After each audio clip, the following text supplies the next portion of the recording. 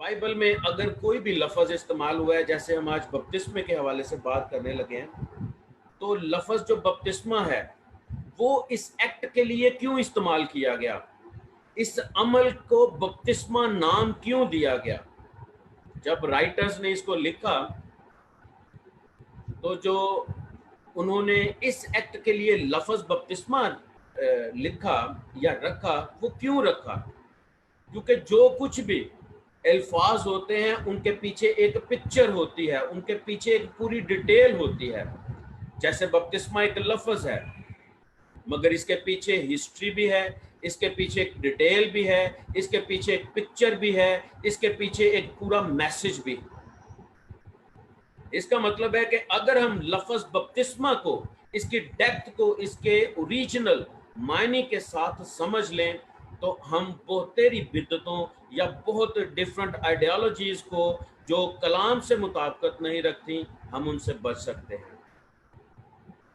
तो जब पिछले महीने बपतिस्मे देने के लिए हम लोगों को तैयार कर रहे थे, तो बहुत से हमने ना सवाल, जो क्वेश्चंस थे, सवाल थे, वो रेज किए।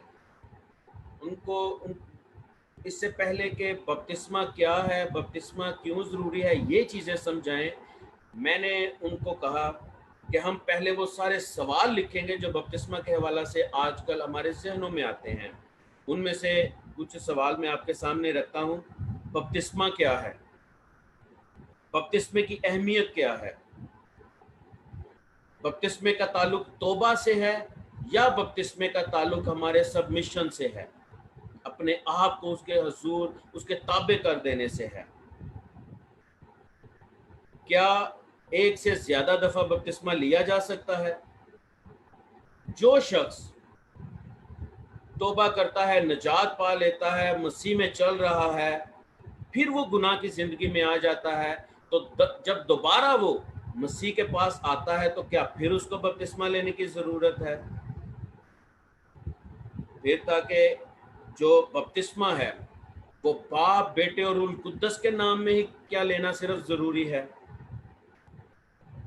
फिर ये था कि जो बपतिस्मा है, ये किस चीज को रिप्रेजेंट करता है? ये जो अमल है, ये किस चीज को बयान करता है? जब हम बपतिस्मे का अमल करते हैं, तो हकीकत में हम क्या बोल रहे हैं, क्या समझाना चाह रहे हैं, क्या हम कन्फेशन कर रहे हैं, वो सब कुछ ये क्या है? क्या बपतिस्मा के बगैर कोई इंसान, पानी के बपतिस्मा के बगैर खुदा की बादशाहत में दाखिल हो सकता है? यूहन्ना के बपतिस्मा और मसीह के बपतिस्मा में क्या फ़र्क है? ये वो उन सवालात में से कुछ सवाल मैंने रखे हैं जो बहुत ही अहम हैं। अगर हम सिर्फ लफ्ज़ बपतिस्मा को समझ लेना, बिब्लिकल आइडियोलॉजी के साथ, बिब्लिकल मीनिंग के साथ, इसके ओरिजिन के साथ, जो बपतिस्मा का ओरिजिन है उसके साथ, तो हमारे पास इन सवालों में से बहुत से जवाब हमारे पास आ जाएंगे। पहला जो हम देखते हैं, बपतिस्मा क्या है? एक बात हमेशा जहन में रखें कि जो हमारे पास उर्दू बाइबल है, वो उर्दू में नहीं लिखी गई।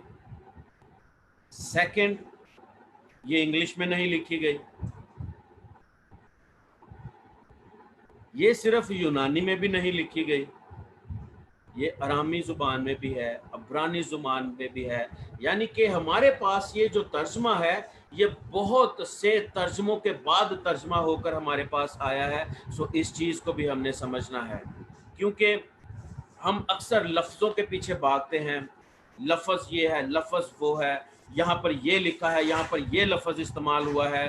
और जैसे मैंने पहले कहा कि हर लफ्ज़ अपना एक मतलब रखता है। हम उससे जो है अपनी एक आइडियोलॉजी को डेवलप करते हैं, अपनी अंडरस्टैंडिंग को उसमें इम्पार्ट करते हैं, और अपनी एक दानिस्त में हम एक मुकाशफा खोल देते हैं। जो कि मैं समझता हूँ कि बाइबल की अगर कोई भी बात है, बाइबल का अगर कोई भी वेद है, इसका अगर एक नुक्ता भी है, शोशा भी है, वो भी बेमायनी नहीं है।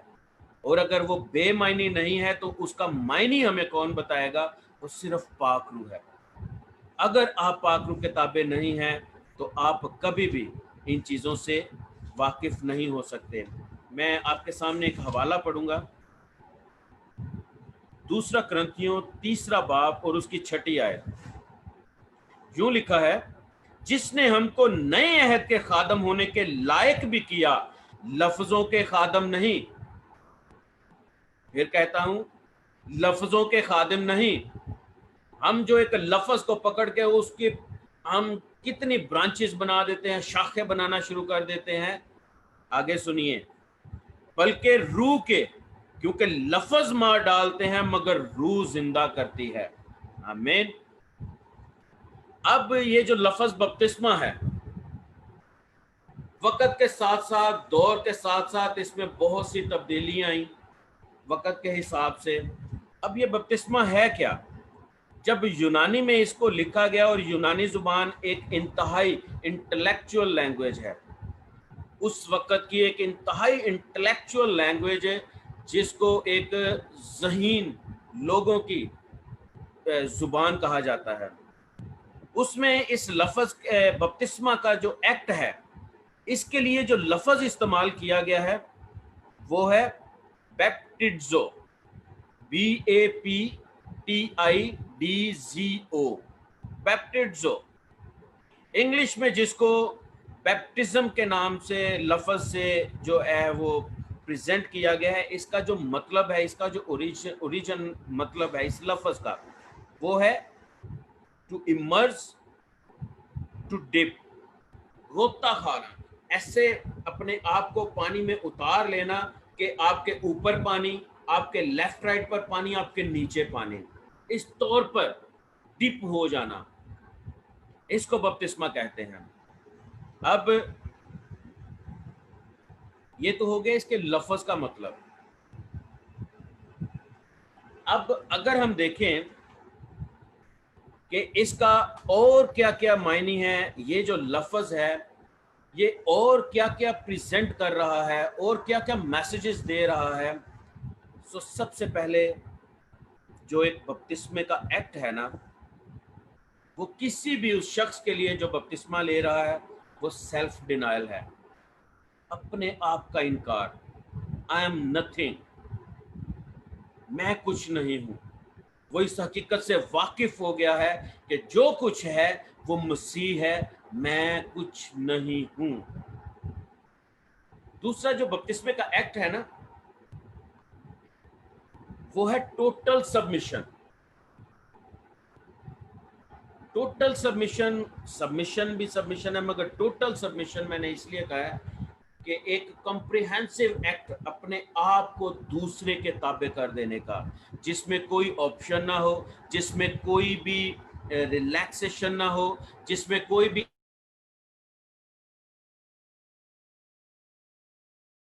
या कुछ और अपना इनपुट रखने का जो हक रह जाए। इसको इसलिए लफ्ज मैंने इस्तेमाल किया है टोटल सबमिशन। और तीसरा फुली सरेंडर। फुली सरेंडर और टोटल सबमिशन तकरीबन एक ही है, मगर फुली सरेंडर जो मेरी नज़र में है वो है अपनी काबिलियत, अपने सारे तजर्बे, अपने सारे इल्म और अपने सारे शख्सियत, जो उसका क्रिस्मा है, जो क्वालिटीज़ हैं आपके अंदर, आप उनको भी उस इख्तियार वाले के सामने रख देते हैं जिसके ताबे आप हो रहे हैं, और एक पूरे तौर पर सेल्फ डिनाइल के साथ आप सामने पेश होते हैं। दूसरा जो बपतिस्मा है, जब हम पानी में खड़े होते हैं तो हकीकत में हम अपने आप को सलीब पर खड़ा करते हैं, मसीह के साथ अपने आप को मसलूब करते हैं जब हम पानी में खड़े होते हैं। जब हम पानी के अंदर जाते हैं तो हम जैसे मसीह मुआ और दफन किया गया, हम भी दफन होते हैं। अब जब दफन होते हैं, पानी के अंदर होते हैं, और जब हम पानी से निकलते हैं तो वो इस बात का इजहार है कि हम मसीह के साथ फिर से जिंदा हो रहे हैं। मसीह के साथ मसलूब होना, मसीह के साथ दफन होना और फिर मसीह के साथ जिंदा होना, ये है हकीकत में वो एक इमर्जन, एक मसीह में शामिल होना, मसीह की बॉडी का हिस्सा होना, ये है वो चीज़। अब जब हम पानी में उतरते हैं तो हकीकत में क्या हो रहा होता है? जब हम पानी में उतरते हैं तो हम अपनी पुराना ईमान, पुरानी सोचे, पुरानी जो कुछ भी हमारा एक बिलीफ है उसको, और जितना भी हैवीनेस है, हमारा जो स्ट्रेस है, हमारे जो फिक्रें हैं, हमारे जो बोझ हैं, सफोकेटेड लाइफ है जो हमारी, वो हम सब कुछ दफन कर देते हैं। जब हम पानी में उतरते हैं, हम अपनी ख्वाहिशों को सलीब पर चढ़ते हैं और उनको दफन कर देते हैं। हम अपनी जो खुद गर्जी की एक लालच है, हमारे अंदर जो बुग़्ज़ है, हमारे अंदर जो चुगली और जो ऐब जोई है, और बहुत सी हमारी जो बुरी आदत हैं जो गलतियों में हम देखते हैं, हम उनको दफन कर देते हैं। मगर जब हम पानी से निकलते हैं तो उस मसीह, उस रास्तबाज मसीह के मानिद हम उठते हैं जिसने मौत पर फतह पाई है, और उसने मौत पर सिर्फ फतह नहीं पाई बल्कि उसका सारा इख्तियार, उस पर फतह पाने का इख्तियार उसने हमको दे दिया है। इस इख्तियार के साथ, मसीह के इख्तियार के साथ हम उठते हैं। अगर हम जो दूसरा करंथियों उसके 5 बाब की 17 आयत में देखें तो यही चीज़ हमें नजर आती है। पुरानी चीज़ें जाती रही, देखो वो नई हो गई। जब हम बपतिस्मा लेकर पानी में से निकलते हैं तो वो सारी पुरानी चीज़ें, वो सारी हमारी फिक्रें, वो सारी हमारी लालच, हमारी जो जिंदगी का सारा जंग सब खत्म हो जाता है और वो बर्फ की मानिद सफ़ेद और ऊन की मानिद उजला हो जाता है। ये है वो इंटरप्रिटेशन, ये है वो मतलब, ये है वो बयान जो बपतिस्मे का एक्ट करता है। अब ये सारी बातों को आप जरा गौर से अपने जहन में रखिएगा। दूसरा, जब हम पानी से बाहर निकलते हैं तो वो एक ये इंटरप्रिटेशन है, क्योंकि जब मसीह सलीब पर मसलूब हुआ उसने खून बहाया। किन के लिए? हमारे लिए, क्योंकि लिखा है सब ने गुनाह किया और खुदा के जलाल से महरूम है, और सिवाय खून के, बर्रे के बेऐब खून के वसीला ही सिर्फ हम उस जलाल में फिर से दाखिल हो सकते हैं। और वो बेऐब बर्रा सिर्फ मसीह है जो कहता है कौन है जो मुझ में गुनाह साबित कर रहे। बर्रों और बछड़ों के खून से नहीं बल्कि मसीह के खून से हम फिर से जिंदा होते हैं, नई शक्ल और नई अक्ल के साथ, क्योंकि पुरानी चीजें चली गई, पुरानी चीजें खत्म हो गई, वो सब नई हो गई। मसीह में हम नए सिरे में पैदा हुए, मसीह में हम नई अक्ल और नई शक्ल के साथ फिर से पैदा हुए हैं। ये है हकीकत में इंटरप्रिटेशन ऑफ बैप्टिज्म। अब जो बैप्टिज्म है, जो बपतिस्मा है, वो एक फर्स्ट स्टेप है हमारा डिसाइपलशिप में एंटर होने का। हमारा फर्स्ट स्टेप है डिसाइपलशिप में एंटर होने का। और एक बहुत जरूरी बात, यही वो सबमिशन है, यही वो अपने आप को मसीह के ताबे करना है, और यही वो वक्त है जब हमारे अंदर permanent indwelling of Holi spirit, पाक रूह की एक सुकूनत, पाक रूह हमारे अंदर आ जाता है और वो एक मुस्तकिल मस्कन के तौर पर हमारे बदनों को इस्तेमाल करता है और हम उसका मस्कन बन जाते हैं। ये वो वक्त है। बपतिस्मे का अमल रस्मी नहीं है। ये जितनी मैं चीजें बता रहा हूं, ये एक टर्निंग पॉइंट है किसी भी जिंदगी के लिए, किसी भी गुनाहगार की जिंदगी के लिए, उस जिंदगी के लिए जो अंधेरे में है, जो मौत की तरफ जा रही है। ये वो टर्निंग पॉइंट है जब वो रोशनी अबदी जिंदगी की तरफ जाता है, नूर की तरफ जाता है, दुनिया के नूर की तरफ जाता है, जो आपका और मेरा मुनज्जी यस्सु है। अब बपतिस्मा एक और जो एक बड़ी अहम और बड़ी सादा सी मैं आपको एक मिसाल बताता हूँ बपतिस्मा को समझने के लिए। लफ्ज़ बपतिस्मा को, बपतिस्मा जैसे मैंने वो हवाला पढ़ा मत्ती में 28 बाब उसकी 19 आयत में, शागिर्द बनाओ और उनको बाप बेटे और रूह कुद्दस के नाम में बपतिस्मा दो।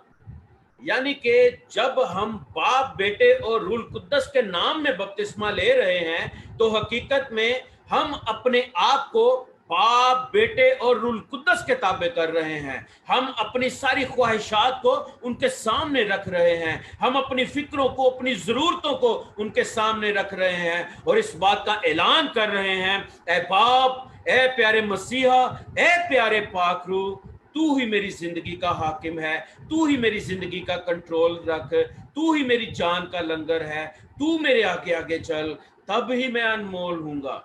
जैसे मूसा इस बात को कहता है, खुदा के सामने इस खूबसूरत ख्वाहिश को रखता है। बपतिस्मा हमारी एक कमिटमेंट है, हमारे एक डिवोशन है टुवर्ड्स जिसकी अथॉरिटी में हम जा रहे हैं, जिसके नाम पे हम बपतिस्मा ले रहे हैं। यही वजह है कि जब यस्सु यूहन्ना के पास गया और यूहन्ना ने उसको कहा कि मैं तो खुद तुझसे बपतिस्मा लेने का मुश्ताक हूं। क्यों? क्योंकि वो चाहता था कि वो मसीह की ताबेदारी में आए, वो अपने आप को मसीह के ताबे कर दे। मगर यस्सु ने उस शरीयत के अमल को सामने रखते हुए यूहन्ना ने कहा कि रास्तबाजी के काम को ऐसे ही होने दे, ऐसा ही होने दे जैसे हो रहा है, क्योंकि खुदा की मर्जी ये है। अब बपतिस्मा इंतहाई अहम किसी भी क्रिश्चियन जिंदगी के लिए।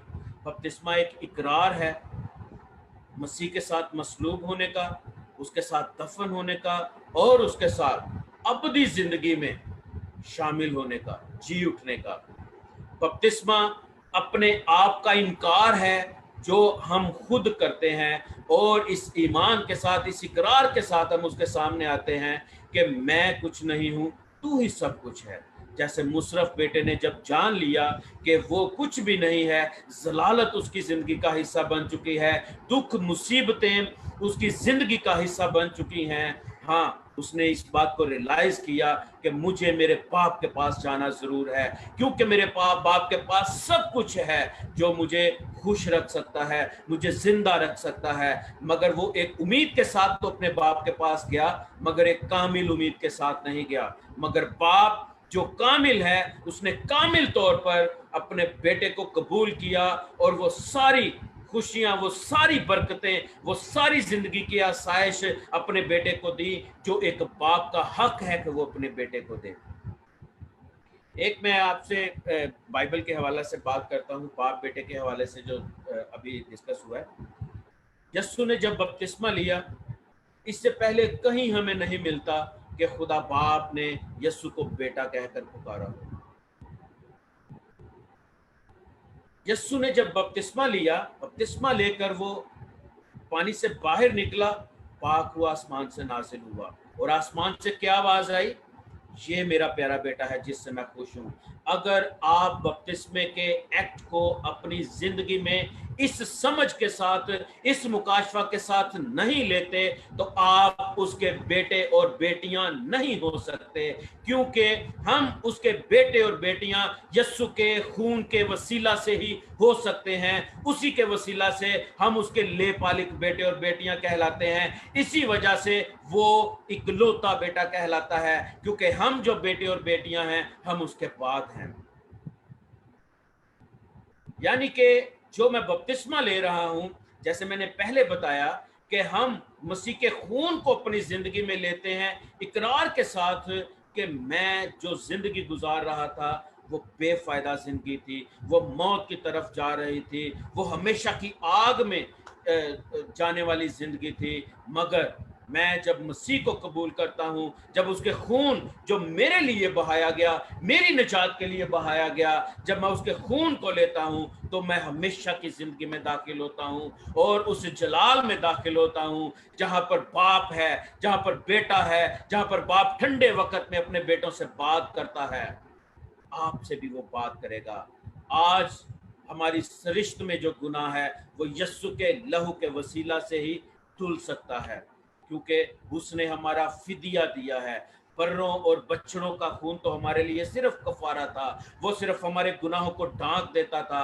उनकी एग्जिस्टेंस मौजूद रहती थी, वो मौजूद रहते थे, वक्ती तौर पर वो छुपा दिए जाते थे, मगर यस्सु का खून बर्फ की मानी सफेद कर देता है, ऊन की मानी उजला कर देता है। वो आपकी पुरानी जिंदगी को ऐसे दूर कर देता है जैसे पूरब से पश्चिम है। वो आपकी जिंदगी में, आपके सरिश्त में गुनाह के अंसर को, गुनाह के एलिमेंट को बिल्कुल खत्म कर देता है, क्योंकि जब हम उसके खून में शामिल होते हैं तो हम हकीकत में उसके खून को अपनी नसों में, अपने जिस्म में कबूल करते हैं। और उसी खून के वसीला से देखें, जब बर्रे का खून चोखटों पर लगाया गया तो मौत का फरिश्ता दाखिल ना हो सका, क्योंकि खुदा उस खून के वसीला से जिंदगी बख्श रहा था।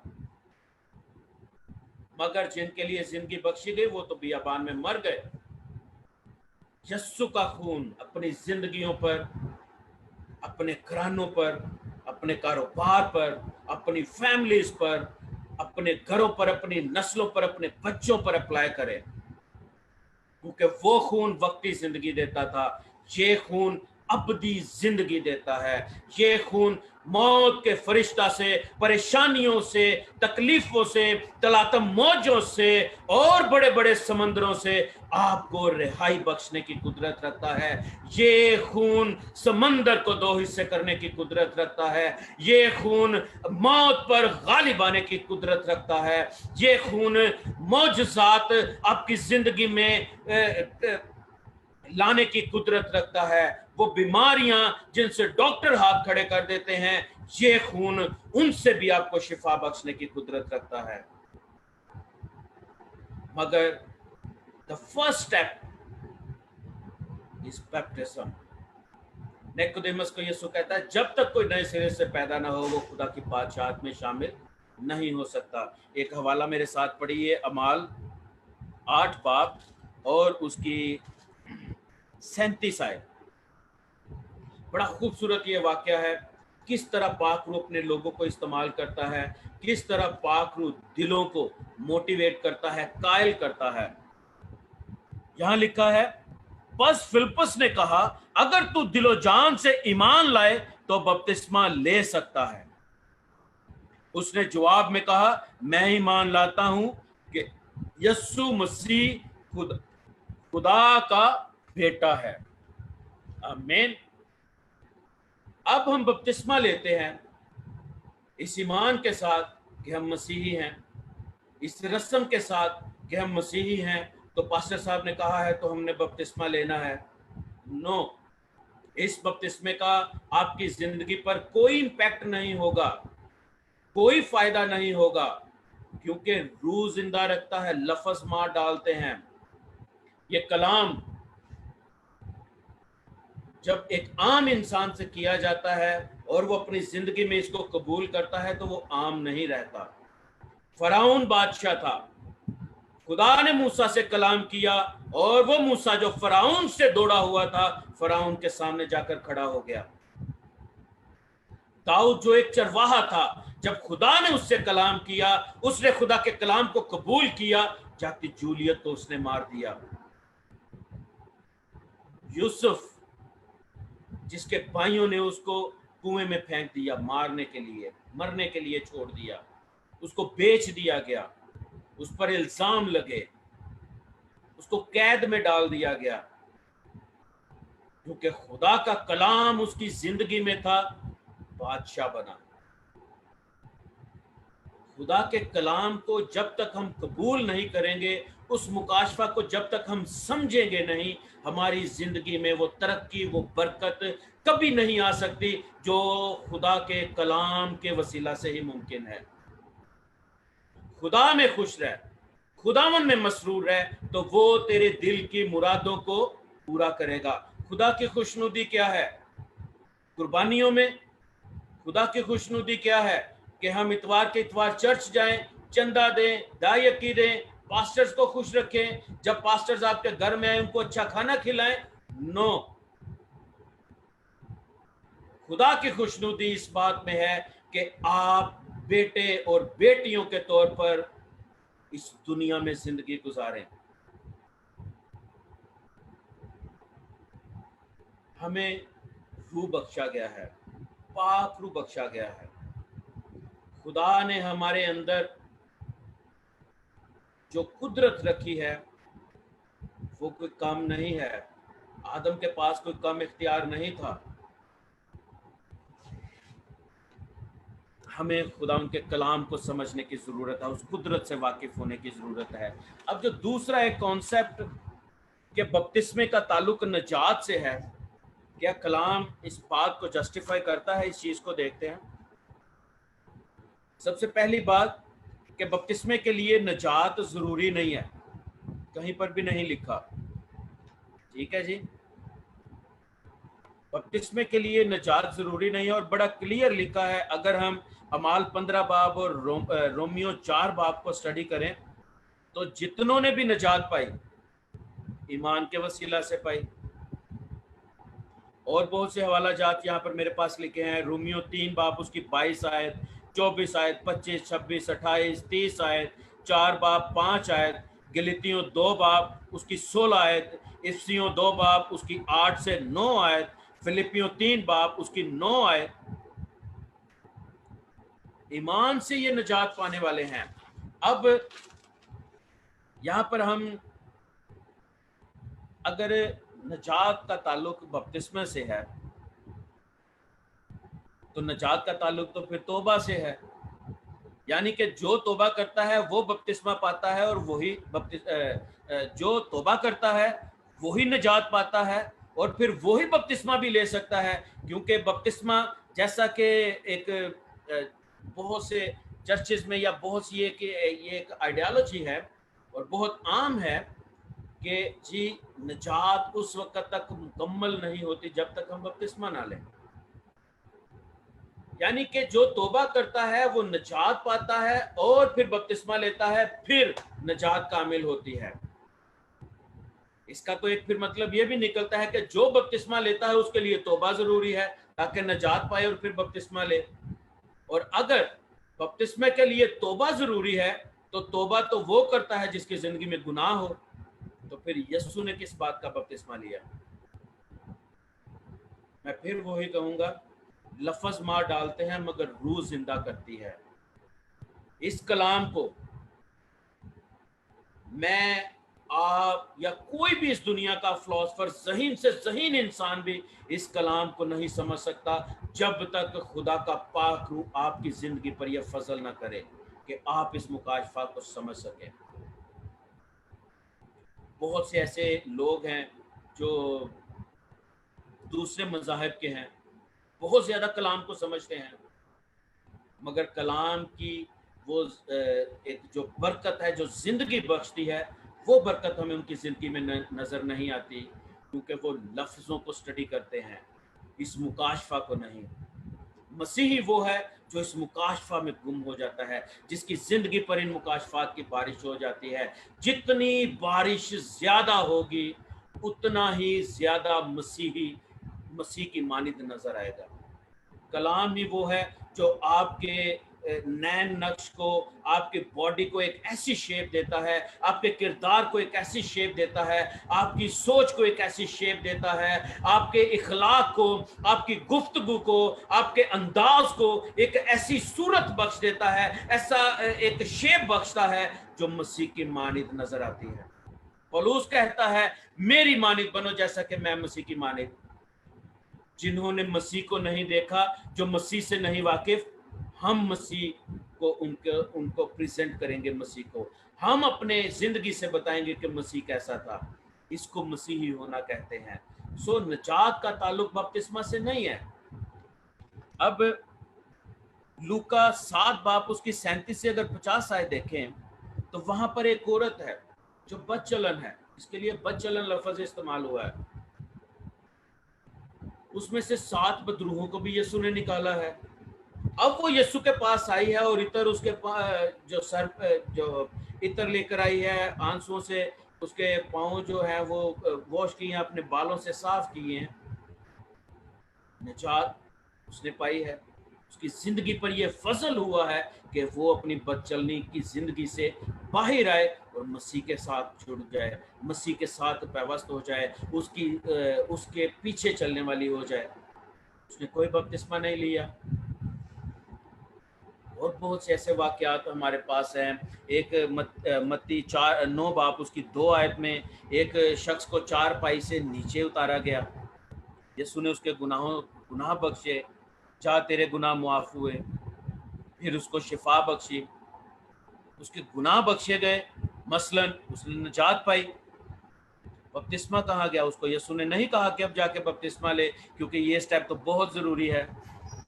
फिर लूका 18 बाब उसके 13 आयत में हम देखते हैं, ये खूबसूरत मिसाल है।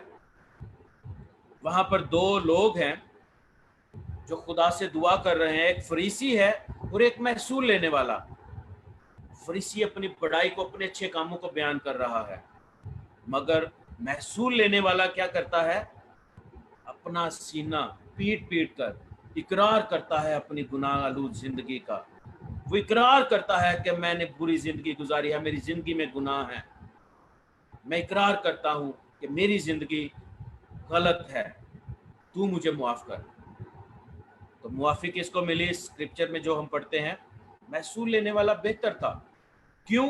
क्योंकि नजात फजल के बायस मुमकिन है। नजात फजल से हमें मिलती है, ना कि हमारे अच्छे कामों से, हमारे अच्छी आदत से, हमारे जो कंपैशन वर्क हम करते हैं। राशन आजकल तकसीम हो रहा है, लोगों की बेवाओं की मदद हो रही है, गरीबों की मदद हो रही है। ये हमारी नजात इनकी वजह से नहीं है। नजात का ताल्लुक फजल से है, और ये फजल बख्शिश है। मुफ्त हमें निजात मिलती है। सिर्फ हमने करना क्या है? महसूल लेने वाले की तरह अपना सेल्फ डिनाइल के साथ उसके सामने आना है। वो हमारी जिंदगी में निजात का तजर्बा हमें बख्शेगा। अब निजात का अगर इससे ताल्लुक नहीं है, तो फिर बपतिस्मे का ताल्लुक निजात से नहीं है, तो फिर बपतिस्मे का ताल्लुक किस चीज से है? अजीजो, बपतिस्मा नेक्स्ट लेवल है। बपतिस्मा हमारा नेक्स्ट लेवल है।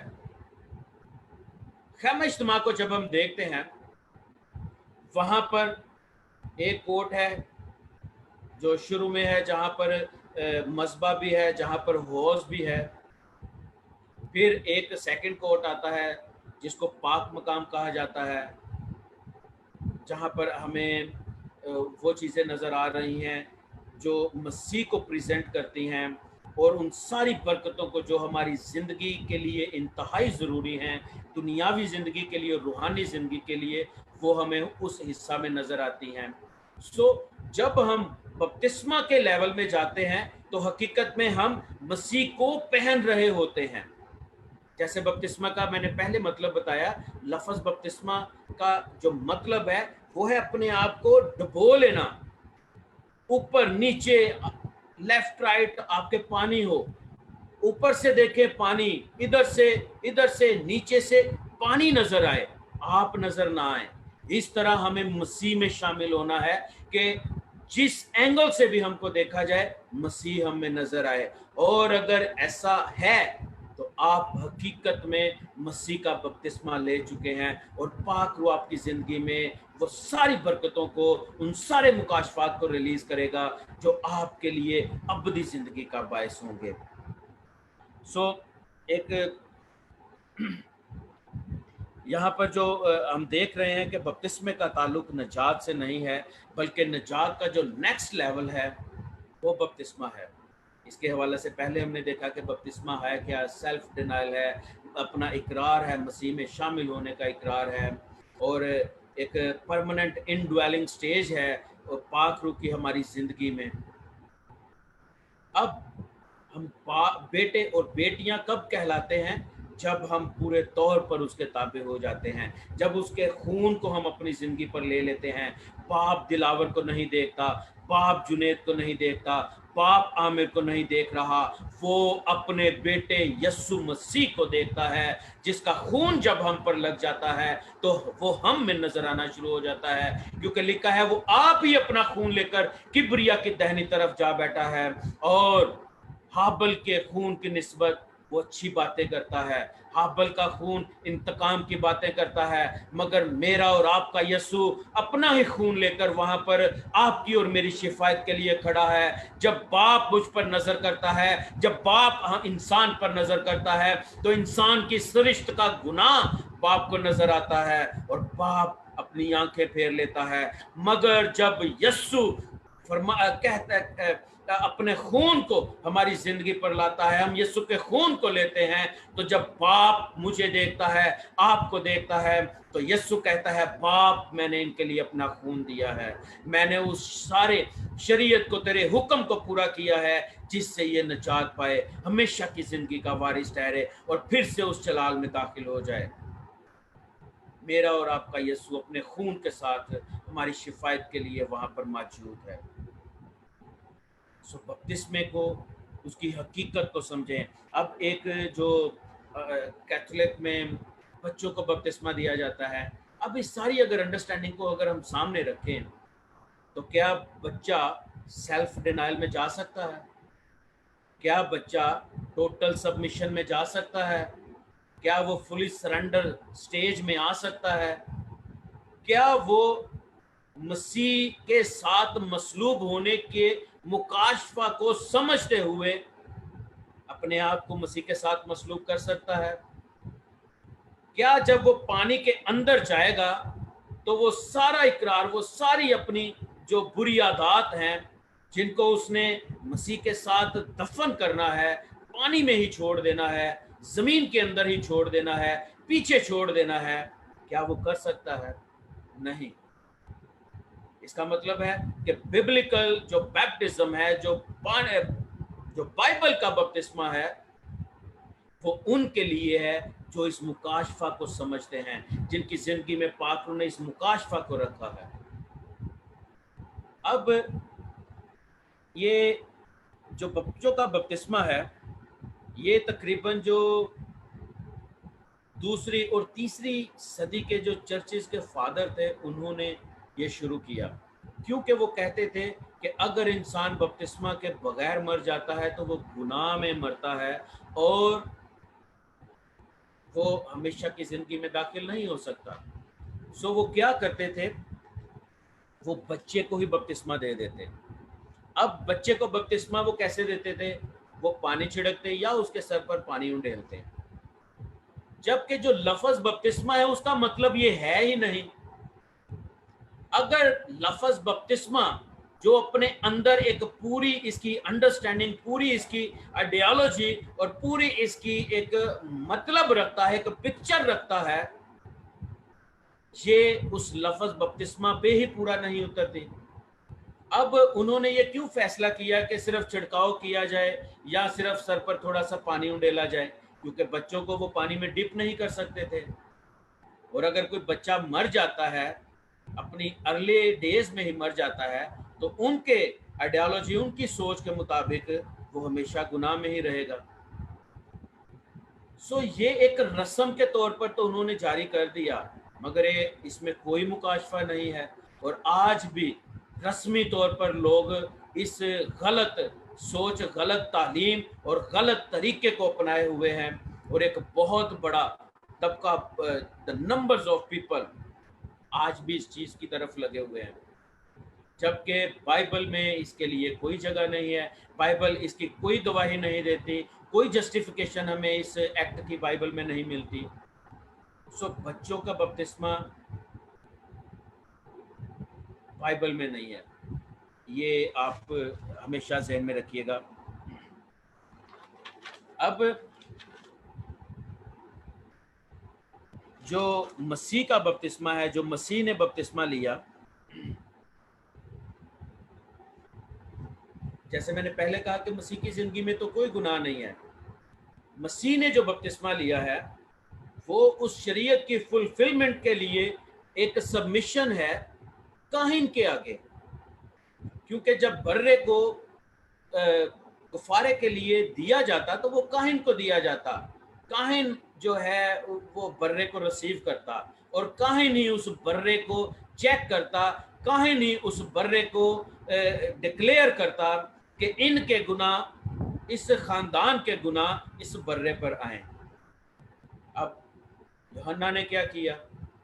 यसु हमारा बर्रा, हमारा फिदिया देने वाला, वो एक बर्रे के तौर पर अपने आप को पेश कर रहा है। और यूहन्ना वो एक काहिन नस्ल से है और काहिन का बेटा भी काहिन होता है, क्योंकि उसके पास ये इख्तियार है। यस्सु ने शरीयत के मुताबिक जो बर्रा है अपने आप को काहिन के ताबे किया, और वो काहिन क्या कहता है?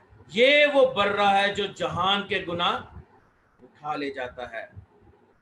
शरीयत की फुलफिलमेंट, जैसे फिलिप्पस को हमने देखा जब वो खोजा को, हबशी खोजा को बपतिस्मा देता है, तो वो उससे पहले उससे ईमान का तस्करा करता है, और उससे पहले कि वो बपतिस्मे की डिमांड करे हबशी खोजा, उसने उसको पूरी कलाम की समझ बख्शी, मसीह के बारे में बताया कि मसीह कौन है। उसने जाना कि मसीह खुदा का बेटा है और वो उस पर ईमान लाया, क्योंकि बेटा हमेशा की जिंदगी बख्शने के लिए आया है। क्योंकि फरिश्ते का जो मरियम के लिए पैगाम था, जो गडरियों के लिए पैगाम था, वो यही था कि वो हमें हमारे गुनाहों से निजात बख्शेगा, वो हमारा फिदिया बनेगा, वो हमारा फिदिया देगा, और उसके खून के वसीला से ही हम बेटे और बेटियां कहलाएंगे और हम उस अब्दी बादशाहत के वारिस ठहराएंगे, उस अब्दी जिंदगी का हिस्सा बन जाएंगे। अजीजों, बहुत ज्यादा बपतिस्मे पे हम डिस्कस कर सकते हैं और इसको किधर भी हम खींच के लेकर जा सकते हैं, मगर जो सीखने वाली बात है, जो समझने वाली बात है, वो सिर्फ यही है कि आप बपतिस्मा को समझें, फिर आपको पाक रूह के बपतिस्मा की भी समझ आएगी। क्योंकि यूहन्ना कहता है कि मैं तो तुमको पानी से बपतिस्मा देता हूं, मगर जो मेरे बाद आने वाला है वो रूह और आग से बपतिस्मा देगा। अब पानी से बपतिस्मा और रूह और आग से बपतिस्मा क्या फर्क है? अगर हम लफ्ज बपतिस्मा से वाकिफ हैं तो चाहे वो पानी का बपतिस्मा हो, चाहे वो रूह का बपतिस्मा हो, चाहे वो आग का बपतिस्मा हो, मैं जान जाऊंगा, आप जान जाएंगे कि मुझे उसमें पूरे तौर पर अपने आप को डिप करना है, ऐसे कि मैं नजर ना आऊं, वो मुझ में नजर आए जिसका मैंने बपतिस्मा लिया है। मसीह को ओढ़ लें, मसीह में शामिल होने का बपतिस्मा हमने लिया है। मसीह में शामिल होने का बपतिस्मा क्या है? अब ये मेरा जिस्म है, ये हाथ किससे मंसूब है? दिलावर से। ये कान किससे मंसूब है? दिलावर से। ये मेरी टांग किससे मंसूब है? दिलावर से। मगर जब मैं मसीह में शामिल होने का बपतिस्मा ले लूंगा तो मैं मसीह जो बदन है और मैं उस बदन का एक उज़्व हूं। आई थिंक ये वो करंथियों में लिखा है, पहला करंथियों उसके 12 बाब में, हाँ पहला करंथियों उसके 12 बाब में हम देखते हैं उसकी 13 आयत में, हम जितने भी हैं हम उसके अज़ा हैं और हम मिलकर मसीह में एक होते हैं। और अगर मैं मसीह में मिल जाता हूं तो फिर मैं किससे मंसूब हो जाता हूं? यस्सु से। और अगर मैं यस्सु से मंसूब हो जाऊंगा तो फिर मेरे हाथ को कोई हाथ कहकर नहीं पुकारेगा, वो दिलावर को पुकारेगा। और जब मैं मसीह में जुड़ जाऊंगा तो फिर दिलावर दिलावर नहीं रहेगा, बल्कि मसीह उसकी पहचान बन जाएगा। मसीह के बपतिस्मे को, मसीह में शामिल होने के बपतिस्मे को अपने बच्चों की जिंदगी में, मैंने पिछले महीने अपने बेटे को बपतिस्मा दिया, अपनी भतीजी को बपतिस्मा दिया, मगर उससे पहले मैंने उनको पूरी इस अंडरस्टैंडिंग के हवाला से पूरा डिटेल में बताया। उन्होंने फिर मुझे समझाया और मैं एक दो जगहों पर लेकर गया जहां पर उन्होंने बपतिस्मा, इसकी इम्पोर्टेंस को, इसके मीनिंग को, इसके जो अहमियत है, जो इसके साथ जुड़ी हुई बरकतें हैं, उन सब को जब उन्होंने दूसरों के साथ बयान किया, और उसमें उनके अपने अल्फाज थे, अपनी एक अंडरस्टैंडिंग थी, अपना एक अंदाज था, जिससे मैं समझ गया कि मेरे यस्सु ने मेरे घराने पर यह बरकत दी है कि हमारे बच्चे अब बपतिस्मा ले सकें। फिर उनको बपतिस्मा दिया। वो छोटे छोटे थे जब से हम उनको इस अंडरस्टैंडिंग के हवाला से बता रहे हैं, क्योंकि बपतिस्मा एक रस्म नहीं है और बपतिस्मा एक आम सा एक्ट नहीं है।